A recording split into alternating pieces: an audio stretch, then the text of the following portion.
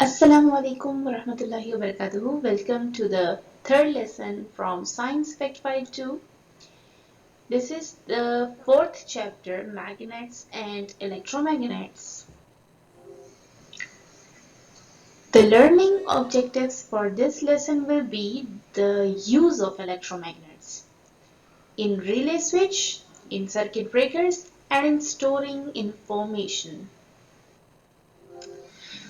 So we have gone through what are electromagnets. Those magnets which work when there is a supply of electricity.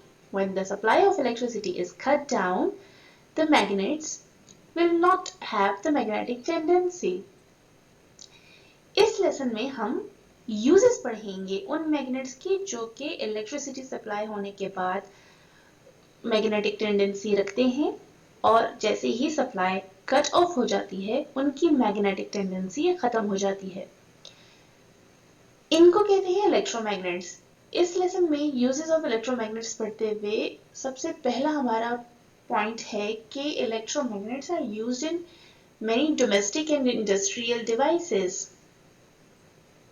Domestic यानी कि वो devices जो घर में use होती हैं और इंडस्ट्रियल यानी वो डिवाइसेस जो कि इंडस्ट्रीज में यूज होती हैं।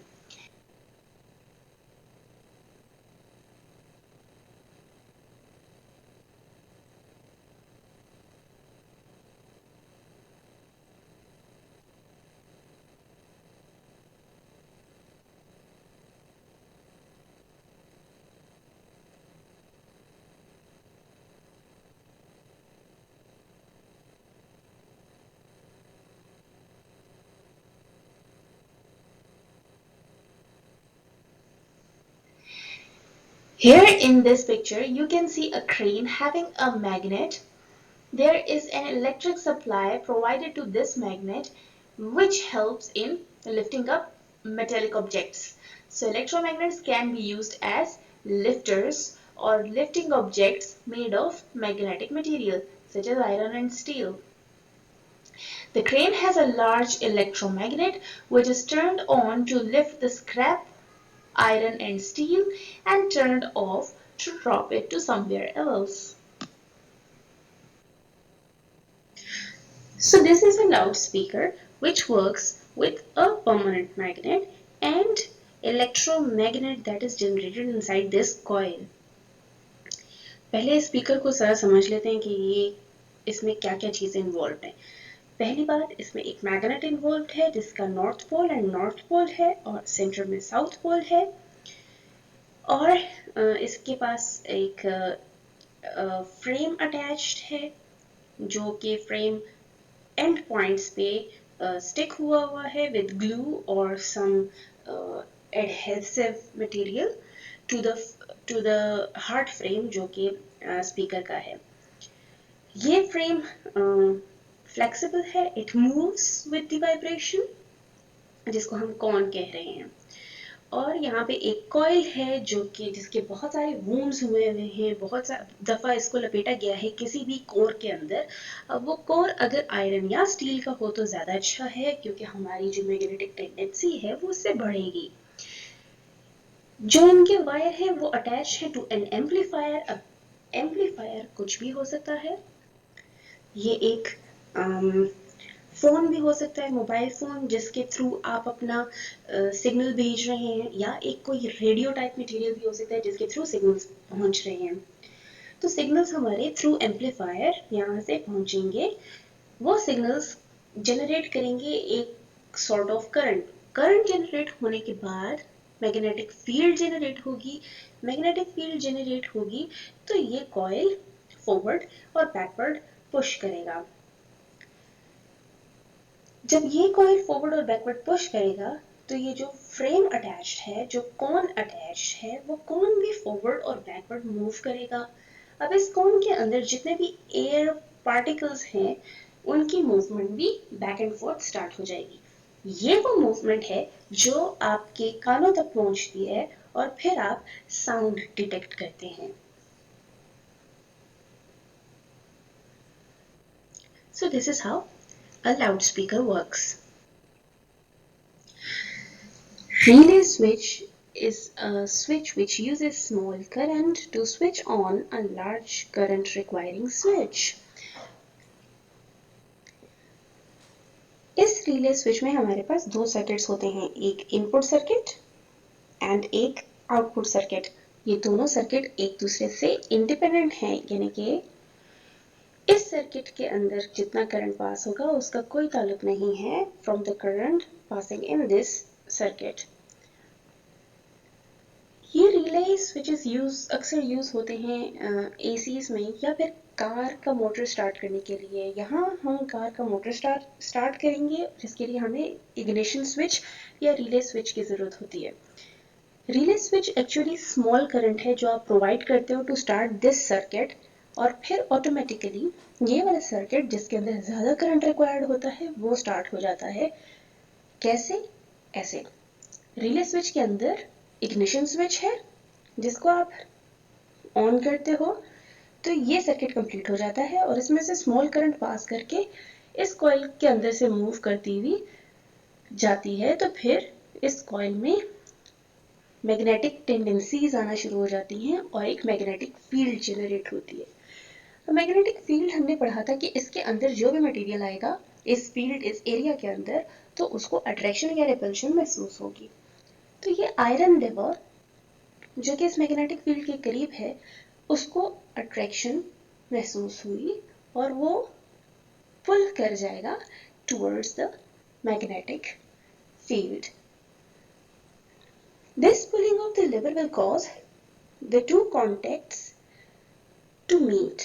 जब ये दोनों contacts meet कर जाएंगे आपस में तो हमारा ये सर्किट भी कंप्लीट हो जाएगा और इसके अंदर भी करंट फ्लो होना शुरू हो जाएगा, which will make the starter motor go on. This is how a relay switch can be used to apply small current and get any appliance work which requires a larger current.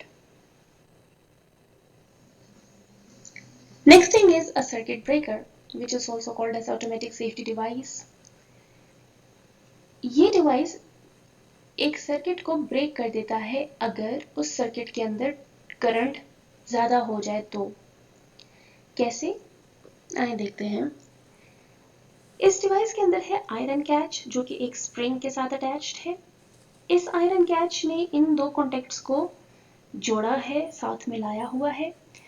इन दोनों contacts के मिलने से ये circuit complete हो जाता है। अब current यहाँ से फ्लो करेगा, यहाँ से पास होते हुए इस कॉइल से पास करेगा और आपकी अप्लायंस को स्टार्ट कर देगा।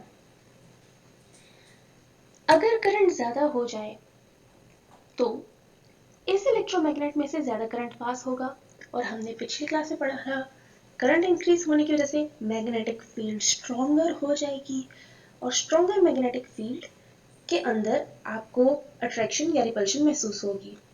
वो अट्रैक्शन या रिपल्शन इस आयरन कैच को अफेक्ट करेगी और ये आयरन कैच इसकी तरफ अट्रैक्ट हो जाएगा। अट्रैक्ट होने की वजह से ये दोनों कॉन्टेक्ट्स स्प्लिट अपार्ट हो जाएंगे, अलग अलग हो जाएंगे।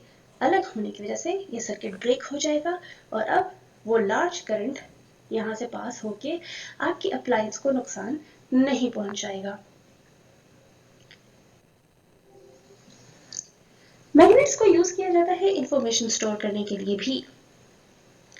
They are used to record sounds on iPods and pictures on HDDs. जैसे कि एक सीडी के अंदर आप स्टोर करते हो पूरे डेटा को, उसी तरह आप मैग्नेट्स को यूज करके iPods में या HDDs में, हार्ड डिस्क्स में अपने पिक्चर्स या साउंड्स को रिकॉर्ड कर सकते हैं। प्लस क्रेडिट कार्ड्स में या कैश डिस्पेंसर कार्ड्स में भी मैग्नेटिक स्ट्रिप होती है जिसके अंदर आपकी सारी डिटेल और बैंक अकाउंट में बैंक इंफॉर्मेशन भी सेव होती है और फिर आप जस्ट एक स्वाइप के थ्रू अपनी जो भी रिक्वायरमेंट होती है उसको फुलफिल कर सकते हो, बिकॉज वो कार्ड आपकी सारी इंफॉर्मेशन होल्ड करता है और आप अपनी इंफॉर्मेशन यूज करके अपनी रिक्वायरमेंट्स पूरी कर सकते हैं। टेस्ट योरसेल्फ है पेज नंबर 56 पे। Question number 1, what causes the current in the loud speaker to go back and forward? जो एम्पलीफायर आपने अटैच किया है वो चाहे मोबाइल हो, रेडियो हो या माइक हो, उसके थ्रू जो आप साउंड भेज रहे हो वो एज एन एम्पलीफायर काम करती है डिवाइस के लिए. How do the vibrations from the loudspeaker got to your ears? जो वाइब्रेशन प्रोड्यूस होंगी लाउड स्पीकर से वो एयर मॉलिक्यूल्स को वाइब्रेट करेगी और air molecules further air molecules को वाइब्रेट करते करते एक वेव्स बनाएंगे जिनको हम लॉन्गिट्यूडनल वेव्स या साउंड वेव्स कहते हैं और वो साउंड वेव्स एयर के थ्रू ट्रेवल करके आप तक पहुंचती हैं. Question number 3.